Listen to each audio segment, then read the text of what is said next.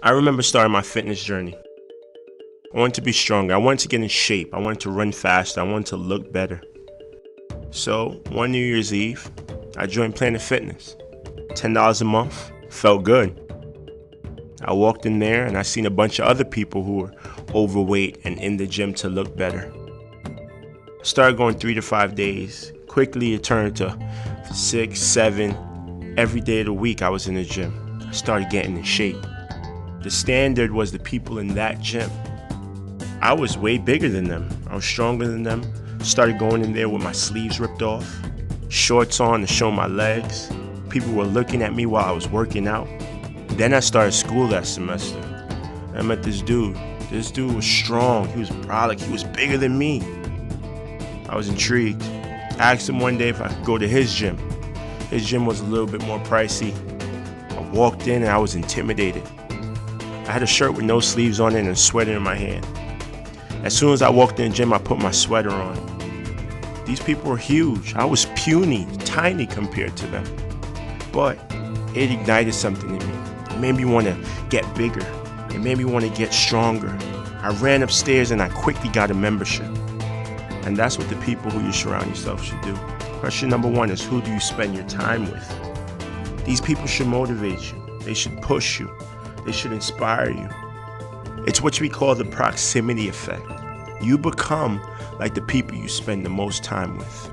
Question number 1 is, who do you spend your time with? I once had a boss, and that boss was mean. He was a negative boss. He never really cared about what we did. We could have did the best job in the world. We could have got him $1 million in sales. He would have never said thank you. He would have never appreciated it. He just did not care about what we were doing. If we did our job right, he didn't say anything. If we did our job wrong, he neglected us. He treated us horribly. He told us we were going to get fired. A lot of people would complain about him. They would be upset. They would be angry. They would talk about him in the lunchroom, and I would do it too. But eventually I realized I couldn't control this man, nor did I want to, but I could control my perspective. I could go get a new job. I could look at the situation a little bit different, and that's exactly what I did. See, this boss motivated me. He motivated me to be my own boss. He motivated me to be the boss of other people. I wanted to learn from his mistakes and his flaws. I wanted to learn from the things that he did and do the opposite. You see, in every situation, you have to ask yourself one question. Is this in my control?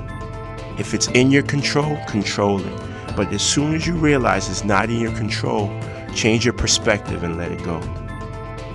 Most of us wake up every day. We go and do the things we hate.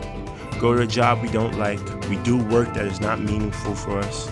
We wear a suit, we wear a tie, we sweat all day at work. We rush home on the train or in traffic. We come home, and that job, that thing that we're doing that we don't like, it affects every relationship in our house. Our relationship with our kids, our relationship with our wife, even our friendships. The only time we feel like we're getting away is when we're away from our family, when we're away from that job. Everything has become a cycle that you begin to hate. Here's the thing. You won't change until you realize what type of life you want. You won't change till you realize what type of ideal day you want. What do you want to do when you wake up? How do you want your day to look? Do you want to work from home? Do you want to work at a different place? Do you want to work at a place where you're more comfortable? You have to set goals in front of you. You have to figure out what you want to do, why you want to do it, and then you have to start moving towards that thing. Question number 3 you should be asking is, what do I want my life to look like? We all have those friends who are obsessed with likes. They're obsessed with followers. They're obsessed with comments. Every little comment they get, they're checking their Instagram. Every little like they get, they're checking their Instagram. They want to see how much people's reading it, how much people's looking at it. They're obsessed with looking like they're great. If a picture doesn't get a certain amount of likes, it doesn't get a certain amount of comments, it's quickly deleted. They want to be somebody. They don't want to do the work to be that somebody. You know, that friend that takes a picture in your car. They want to look like they're doing something. They want to look like they're being somebody that they aren't. Here's what we have to understand. Truly successful people, they are doers. They sit down and do the work. They go in a corner and they close their mouth and they do the work that they need to do to get where they need to get. In anything we are pursuing, we must always ask ourselves, are we being somebody or are we doing the hard work necessary?